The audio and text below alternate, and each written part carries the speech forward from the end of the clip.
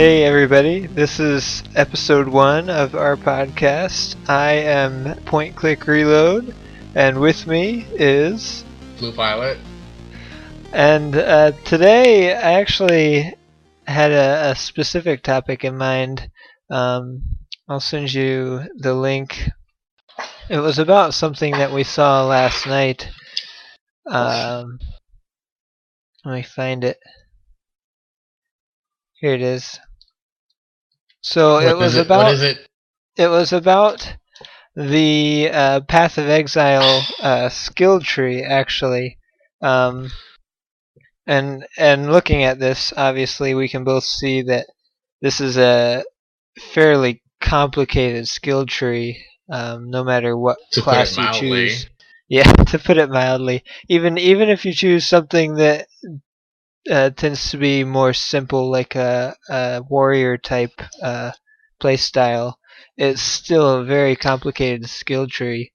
But this is not a skill tree. This is a skill city. Yeah, like you said, it's basically a subway map, and I'd hate to live here. But in doing this, they do provide a lot of, I guess, a lot of experimentation for the player. But it almost makes you wonder if there's a certain point at which it becomes too complicated. It's when you look at this and you've never played it before, it almost feels daunting to new players. And almost. Yeah, almost. Basically scares them off. It's like you could chart the stars with this. So for those of us, or for those of you listening that don't know what we're talking about or haven't seen it, Path of Exile is an action RPG. It's fairly new. It's been in beta for quite a while. They just released version 1.0, I believe. It's on Steam. It's on the internet. You can look it up. But it's kind of like a Diablo style game. It's taking the feel of Diablo 2 and giving it a major facelift with different lore. But their skill tree, basically, if you look at a New York subway map, their skill tree is insanely huge with so many different branching paths that if you're new to the game and you first see this, you look at this and you think it's going to take hours to go through this and figure out what you can do, where you want to go. I remember just playing Diablo 2 for quite a while. The Diablo 2 skill trees were nowhere near this complicated, and I found myself planning ahead with those. I can't imagine what it would be like with this. So I think it's good that they're doing this, but I do think that there is a point where you make something too complex. There's that fine line between being too simple and too complex, I think. A little, yeah. I mean, I haven't actually played it, but looking at it a little bit more into detail, you can see that a lot of the little pointers are actually, they repeat themselves. Like, it's just stat builders. Like, there's a few intelligence ones, and it just gives you plus 10 to intelligence. But the fact that they're all separate makes it seem like it's a lot more, and it's a lot scarier. So I wonder if that was a design choice specifically. I see what you're talking about. This one, as well as this one, and this one all give plus 10 intelligence. I sent you a link to a skill tree from Diablo 2. Yeah, and that one is similar. It can have the same complexity as this one, but they made it very simplified in that there's only a handful of icons, but you can put more than one point into those icons. This looks like kindergarten compared to like a master's thesis. That's actually a very good comparison. So I feel like with Path of Exile, I almost feel like they did that, but they didn't have to. I feel like they could have made it much simpler. I can understand why they did it too. With Path of Exile, if you choose that like this plus 10 intelligence, then you chose that and that's it. If you want more intelligence, you have to choose the next one. Whereas with the Diablo skill trees, you put points into those skills, and you can keep putting points in. Eventually, you hit a limit, but that limit is very high, and unless you're really trying to hit that limit, you won't ever hit that limit. So I can kind of see why they did it with Path of Exile. I guess they're trying to limit the player as well as give them options later on. So I don't know. I mean, I think it might work in the long run, but to a new player, I think they should have maybe used a different system so it's not so intimidating. So you've actually played it, right? Path of Exile.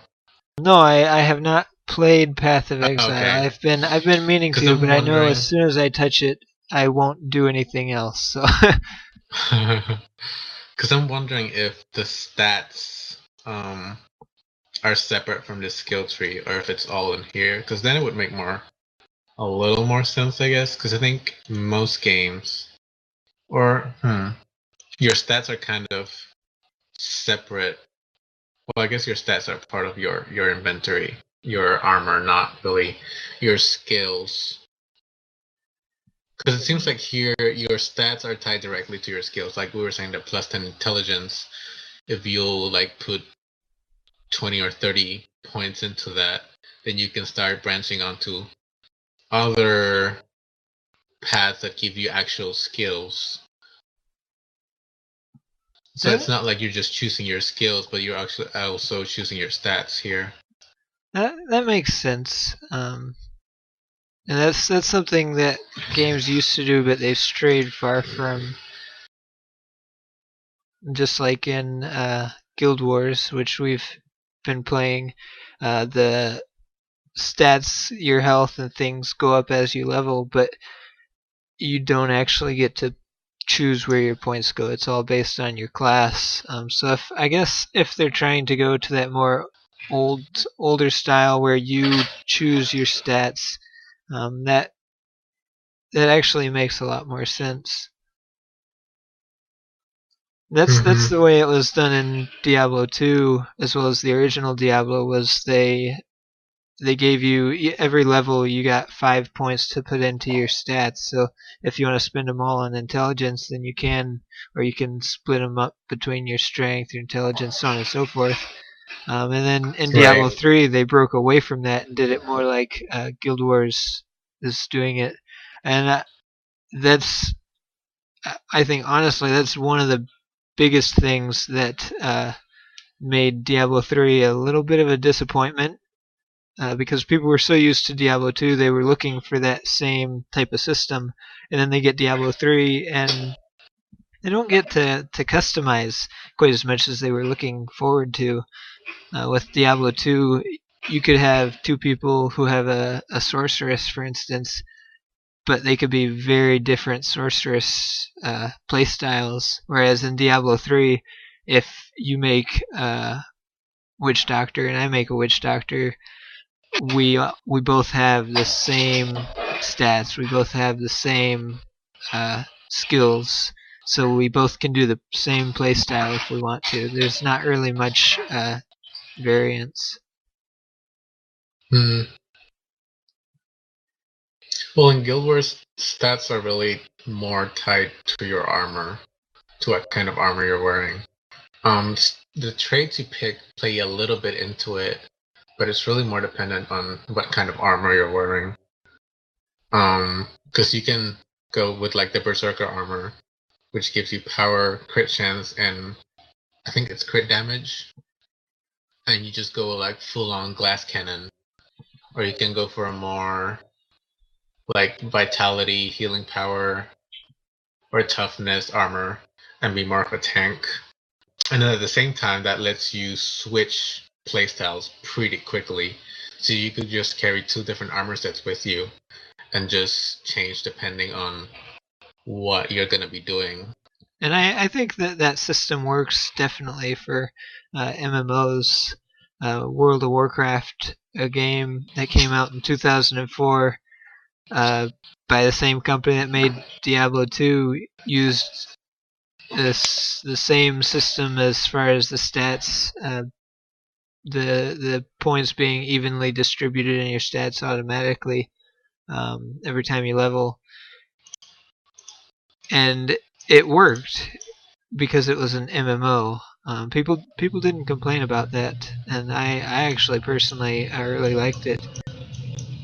But I think the reason that it wouldn't work for something like Diablo 3 is because of the type of game it is. It's a game that has a history of being extremely customizable, and that's actually, believe it or not, where Path of Exile kind of came from. They had started making this before Diablo 3 was released, but it's a group of New Zealand guys, from what I remember. And if you ask me, I think that they just got tired of waiting on Blizzard to finish Diablo 3, so they gave the players an updated version of Diablo 2.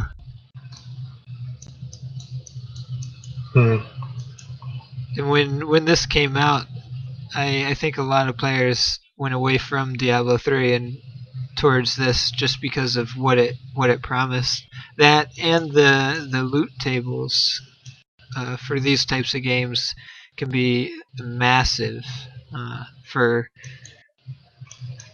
these action RPGs. All the stats on the weapons can be completely randomized, whereas in other games there may be just certain items.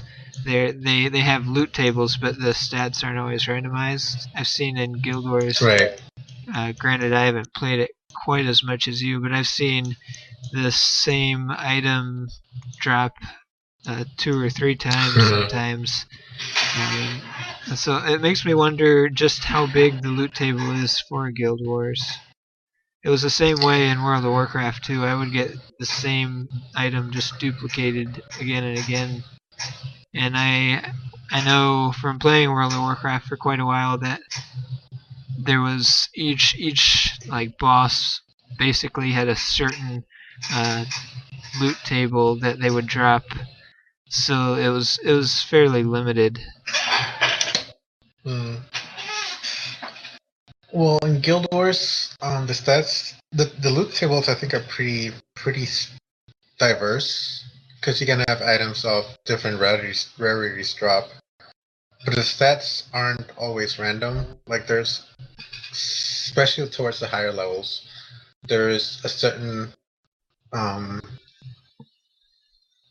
classifications, I guess, so to speak, of stats. Like, I don't think you'd be able to find something that has vitality, toughness, and healing power all together. Like instead of, like, if you wanted like a super tanky build, you might have to sacrifice one of those 3. Because I think the closest one has those 2 is vitality, condition damage, and healing power.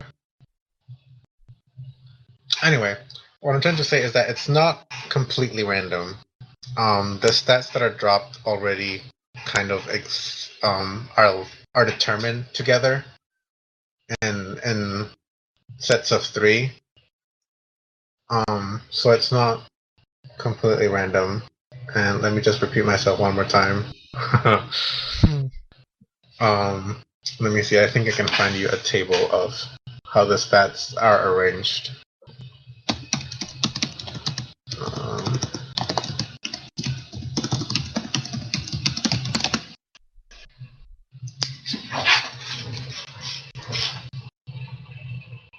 Perfect. Here it is. Okay. And then you can only get certain stats from certain places. Like, some sets of stats will only drop from dungeons. Others you can only get by crafting. Others you can only get from karma merchants.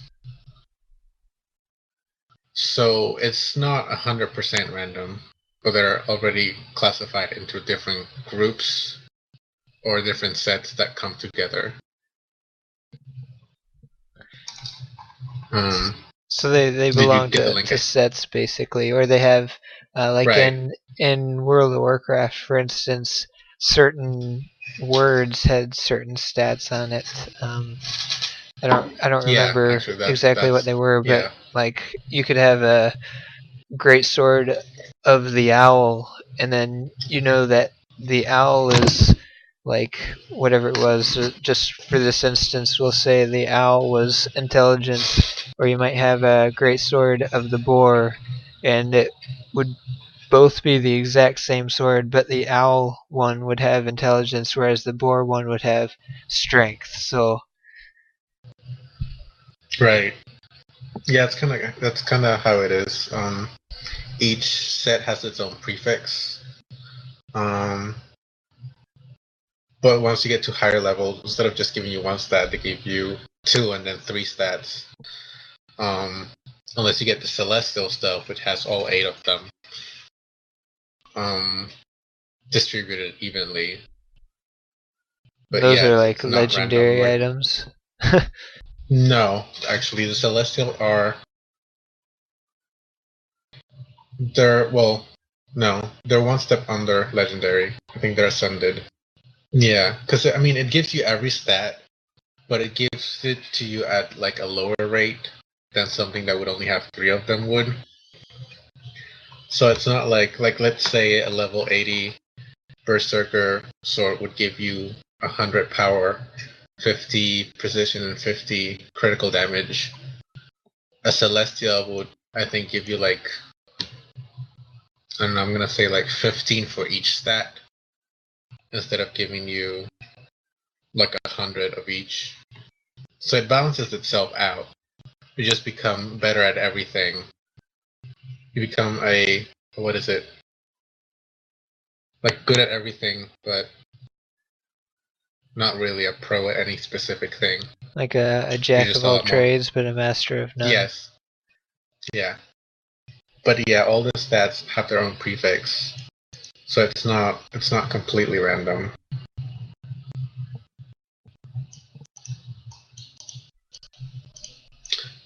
But when you said that, I think that's pretty true. You don't really see in MMOs that give you completely random stats. That's more of an RPG kind of thing. Yeah. Well, I think a little bit of that too is a lot of MMOs seem to have a lot of big boss battles and a lot of PvP. And so I think they do that more for a balancing purpose, whereas in the RPGs, Yeah. you can have big bosses, but you don't have so much PvP. You have some, but I think it's focused more on PvE. Whereas with MMOs, Mm-hmm. it's focused more on. I'd almost say it's more strategical than uh, reflex based. Although I'm beginning to learn that Guild Wars is kind of reflex based too. I'm so used to the older style of Just standing having there. standing there and going through your attack rotation, and then when your cooldowns are up, then you do your rotation again. You don't have to worry about physically dodging because that's one of your stats. Whereas in Guild Wars, I have to worry about physically dodging.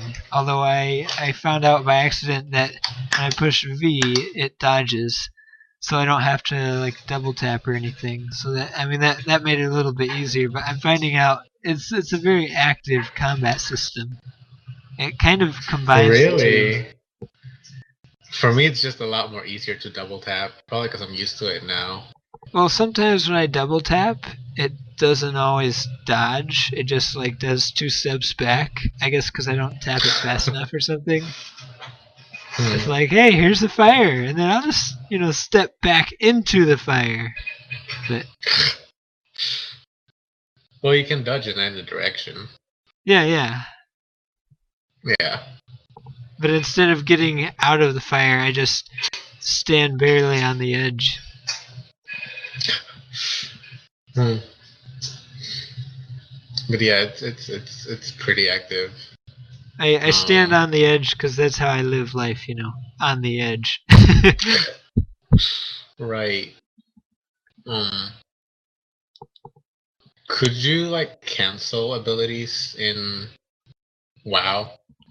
Like you were gonna cast something and suddenly something hits you for 95% of your health. Suddenly you're like, no, stop casting that and heal. You see, and that's one of the other things with Guild Wars is you can move and cast. The only things you could cast while moving in World of Warcraft, and I haven't played it, and I stopped in 2010 or I think 2010. So I haven't played it since Wrath of the Lich King. Wrath of the Lich King was the last expansion I played, but I'm sure that they haven't changed. Say again? No pandas for you. No pandas for me. I was really tempted. I saw that the pandas and the kung fu and stuff, and I was really tempted to try again, but. What? I can be Kung Fu Panda. Well, one of the reasons I stopped, and I'll get back to one of the reasons later, but I'll get back to why I stopped after I say what I was going to say. What I was saying is I'm sure that they haven't changed it any. That the only things you could cast while moving were instantaneous casts. Anything else, anything that required a cast time of a half a second or 1 second or whatever, anything that was not instant, if you moved, it canceled. And whereas with Guild Wars, I found that if I move, I'm still casting, and I actually really like that, because that's one thing I wanted to do a lot in World of Warcraft was I wanted to be able to move and cast, and that's why my main character was a ranger or a hunter in World of Warcraft, because a lot of his attacks were instantaneous attacks. I'd say maybe 25% of his attacks at least were instantaneous, whereas with most classes in WoW, maybe only 10% of them were instantaneous. But to go back to why I stopped is another reason why I enjoy Guild Wars, is because there is no subscription fee. And I understand there having to be a subscription fee sometimes. People gotta get paid. They keep making content. I don't know how Guild Wars does it, I guess because of their in-game store. But when I'm paying $15 a month for a game, I feel like I have to play that game during my free time or I'm not getting my money's worth. And it takes up a lot of my free time, which is one reason why I stopped playing. Well, when you were saying back to you weren't able to move while channeling or casting the spell, in that case I guess it did make sense that dodging was a trait, it was one of your stats. Because there's really no other way. Yeah, exactly. And there were certain things, like if you were in a big boss fight, you would have to dodge an attack by either being out of range or standing behind something, so you're not in the line of sight. But that was really the only way you would physically dodge. The dodging other than that was strictly statistical. Yeah, no, I like the activeness of Guild Wars. I like being able to move around while casting. It works. It's a different system. Coming from a more traditional MMO type, it took a little bit of time to adjust, but it works. I think we've basically exhausted this topic. Skill trees, MMOs, RPGs. Yeah, we started out with a skill tree, and is it too simple? Is it too complicated? Why did they do it? And we kind of got off on a tangent. So to guide that tangent back to something completely different, Realm of the Mad God. was awesome. Oh, I like the game as a quick, like 15-minute game because you don't. I don't want to go. I mean, yeah, I do want to go back and play it, but I don't feel obligated to go back and play it, and I don't feel like I lost anything when I closed it either. Except your super awesome new robe and staff Oh, that shoots white instead of blue. yeah, but I mean, it took us no time to get that, and that's a game I consider more of a lunch break size game, something you play on your lunch break, and then you can close it and get back to work without it like distracting you. Mm-hmm. Just go in, kill a bunch of Mud King slimes, and you're done. Mud King slimes and desert werewolves and hobbit mages, I think was another one. A hobbit mage. And the pirates. Oh, thieves. Thieves, Lots of pirates. thieves. Oh, I'm sure there were pirates too. Pirates with ships. Because, I mean, honestly, what's a pirate without a ship? A landlubber. A landlubber. It's kind of basically a thief, right? A pirate without a ship? Huh. Well, what if he has a... Well, I guess he can still be a thief. What if if he's in a spaceship, he's a space pirate? What if he's on an airship? An air pirate? Yeah, basically. I think half the requirement of being a pirate is you have to talk like one. And the other half is having a ship. Yeah, basically. And the dress. Don't you have to... Well, I guess there's modern day pirates, but I don't know how they talk. As long as you have an eye patch, I think you're good. Or somebody on the ship has an eye patch. Yeah. Yeah.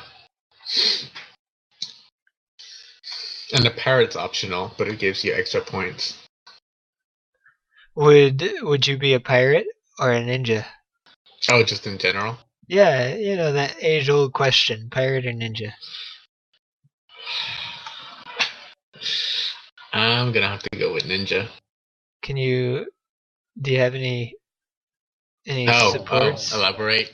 Yeah. I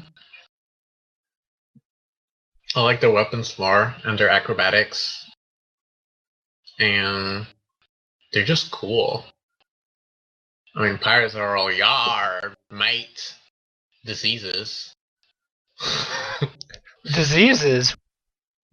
Yeah, scurvy. I suppose. And peg legs. Yeah, peg legs. And eye patches. I don't know that a peg leg is a disease, though. Well, I mean, you lost your leg somehow. Probably to gangrene, or a shark, or Moby Dick. Yeah, but a shark is not a disease. If a shark was a disease, wouldn't the oceans be infected? And then in turn, you and I, both having been to an ocean, were both infected by shark. I guess we're pirates now. Oh boy. We're pirates. That's like Pirate Sharkception. Jones. Pirate Jones. Pirate Blue. That can be the name of your engineer. Pirate Jones. What does the engineer do? Is that like a gunslinger? Engineers, again, all classes in Guild Wars can really play most of the roles. But the way engineers work is that they can build turrets. They have kits, which are like kids. Kits. T. Oh. Which gives them new abilities. Kind of like how in an elemental list you can switch elements to gain like a whole row of new abilities. As an engineer, you have different kits. Like one of them is a flamethrower, which is a flamethrower. I think you also have a grenade kit, which has like different types of grenades. You have a bomb kit. You also have a wrench, which has good synergy with your turrets because you can go around and fix them. And then you also have a lot of elixirs, which generally lend themselves to a more supportive type of build, because you can either use them on yourself, and you can throw them to your allies and buff them a lot. So they can do a lot of DPS with the grenades and the flamethrower, or they can be very much a support class with their elixirs and the turrets. Yeah, engineers are actually a lot of fun. I actually have a level 80 engineer, which I'm still kind of trying to figure out what I want to do with, because there's so many options. But yeah, they're a pretty fun class. They're all about inventions. Inventions. Have I showed you that video of all the yeah, I think I did. Of like all the different classes in Guild Wars. I don't know. Well, I'll show it to you at some point. Yeah, probably not right now because no.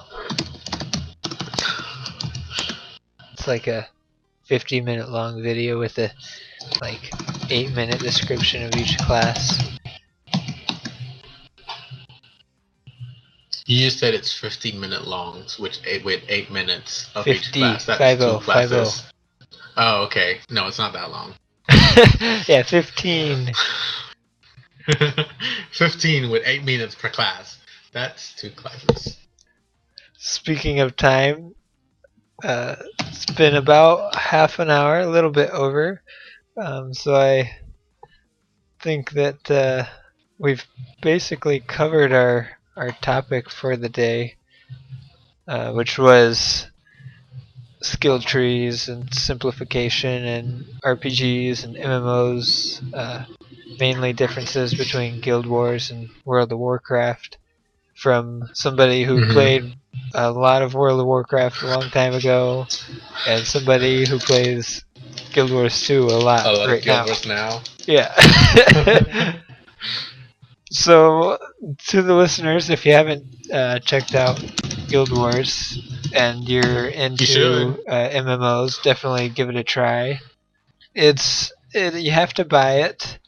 I don't know the price of it right now, but there's no subscription fee, which is a huge bonus. And they add new content, every 2 weeks? Yep. Or something like that. And so that's another added bonus. The play style of it is just very different from most any MMO that I've played, especially your traditional MMOs like Evercrack or World of Warcraft, or even Star Wars: The Old Republic. Say what? I said World of LoLcraft. Yeah, or even Star Wars: The Old Republic crack. It's very very different from any of those play styles. So definitely give it a try if you're into MMOs or RPGs and you're looking for something new to play. If you like playing in groups of people, definitely give it a try. If you have any questions, post them in the comments below, or then keep them to yourself, I guess, because if you don't post them, we won't know them. We're not mind readers. That's something I'm trying to learn. Post them or keep them. yeah, post them or keep them, because I can't learn mind reading on the internet, or maybe I can. Just haven't tried hard enough. Yeah, I need to learn how to Google it better, I guess. So, this has been Point Click Reload and Pillow Pilot, and we are signing off.